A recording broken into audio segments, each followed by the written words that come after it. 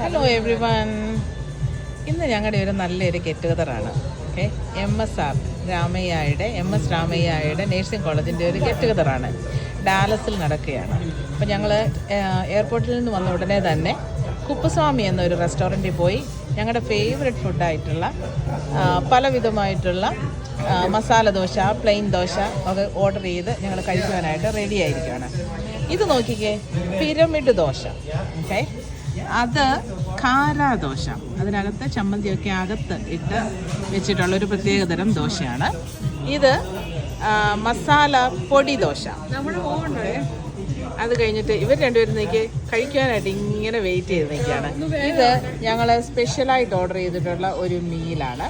പിന്നെ ഇത് നമ്മൾ അതിൻ്റെ കൂട്ടത്തിൽ സൈഡായിട്ട് കൊടുത്തിട്ടുള്ള പല ഡിഷുകളാണ് ഇത്. ഓക്കെ, സോ നല്ല വിശപ്പുള്ളത് കൊണ്ട് ഞങ്ങൾ കഴിക്കാൻ പോവാണ്. ശേഷം കാഴ്ചയിൽ. ബൈ.